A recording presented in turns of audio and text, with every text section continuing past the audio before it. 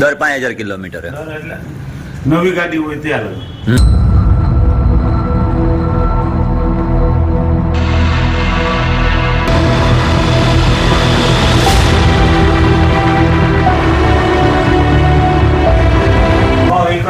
તો મિત્રો સ્વાગત છે તમારું આજના વિડીયોમાં।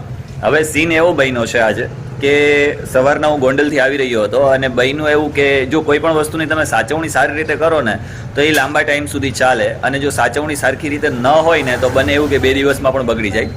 મારે 4 વ્હીલની અંદર એક એલાઇનમેન્ટ અને બેલેન્સિંગ બે વસ્તુ ખૂટતી હતી, તો મેં કીધું ચાલો કરાવતા જઈએ। અત્યારે હું પહોંચ્યો છું કેશોદ, અને કેશોદ મારુતિ એલાઇનમેન્ટમાં।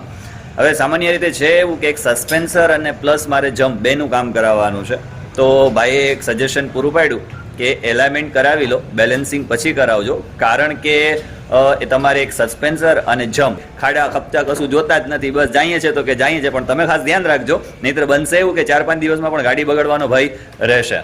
જુઓ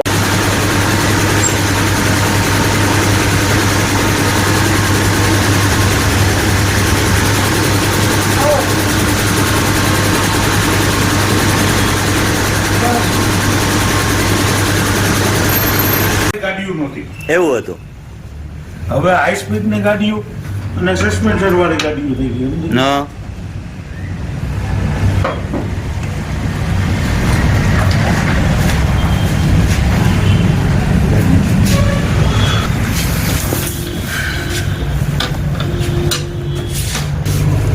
આ વસ્તુ જયારે એલાઇનમેન્ટ નો જન્મ થયો ને ત્યારે આ વસ્તુ હતી જોડી વાળી, બરાબર। અત્યારે તો 3G 4G બે આવી ગઈ। આપણી પાસે હજી જૂની સિસ્ટમ જ છે ને, ઓમાં નથી એમ 3G 4G માં નથી।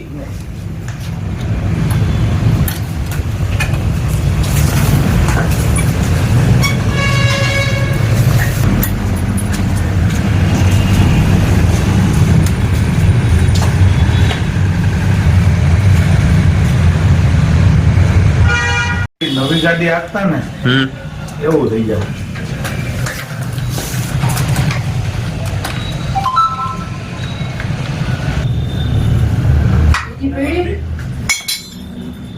બે છે ને આ બસ તો કાંઈ ઓલા ખાય પાછું એક દઈ દે, બે દઈ દે।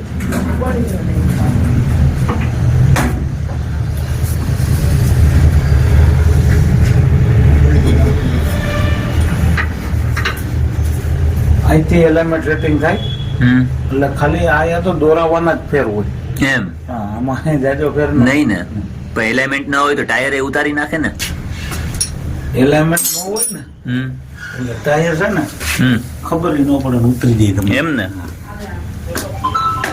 તમને બેલેન્સિંગ કરવાનું, એલાઇનમેન્ટ બેલેન્સિંગ કરવાનું કહે દર 5000 કિલોમીટર એટલે નવી ગાડી હોય ત્યારે પણ આપણા રસ્તા પ્રમાણે છે ને 2500-3000 આલેલા વસ્તુ કરાવી છે એટલે ટાયરને આયુષ્ય વધી જાય। આપણા રસ્તા પાછા એવા રહ્યા જબરદસ્ત। તો મિત્રો ફાઇનલી 10 થી 15 મિનિટની અંદર એલાઇનમેન્ટ થઈ ગયું। એક કહેવાય ને કે નિખાલસપણ એનો સ્વભાવ, અને બહુ ઓછા ચાર્જમાં, એમ માત્ર 200 રૂપિયા એટલે કોઈ વધારે ચાર્જ ન કહેવાય, અને એ પણ જૂની ઢબથી એલાઇનમેન્ટ કરવું એક અત્યારના સમયમાં 3G 4G ના સમયમાં એક મોટી વાત છે। જો તમે વિચારતા હોય તમારી ગાડીનું એલાઇનમેન્ટ કરવાનું, તો કેશોદમાં મારુતિ જે એલાઇનમેન્ટ છે ખરેખર મસ્ત છે, અને જોઈએ હવે ગાડી ચાલે પછી ખબર પડે કે કેવું થયું છે, પરંતુ મને જ્યાં સુધી ખ્યાલ છે, અંદાજ છે જ રાકેશભાઈ ઉપરથી કે મસ્ત જ હશે।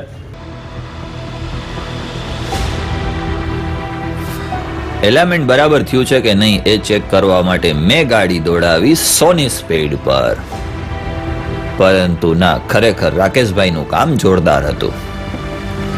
એક સાઈડ જે ગાડી ખેંચાતી હતી એ પણ બંધ થઈ ગઈ, અને ગાડીમાં થોડી સ્મૂથનેસ પણ આવી ગઈ, અને હું પહોંચ્યો માંગરોળ।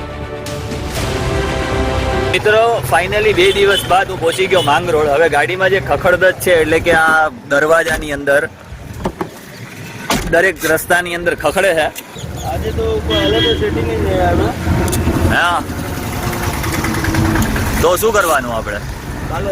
ભાઈ મારે ગમે ત્યારે ગમે ત્યાં નીકળવાનું થાય, ખખડધજ થઈ ગઈ તો કાલ મૂકી જાઉં એવું કરું? ચાલો ડન।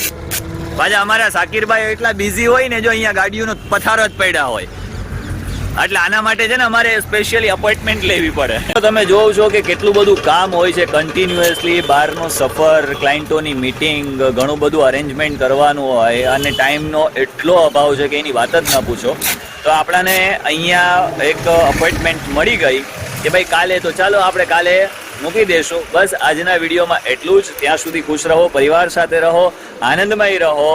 ધન્યવાદ.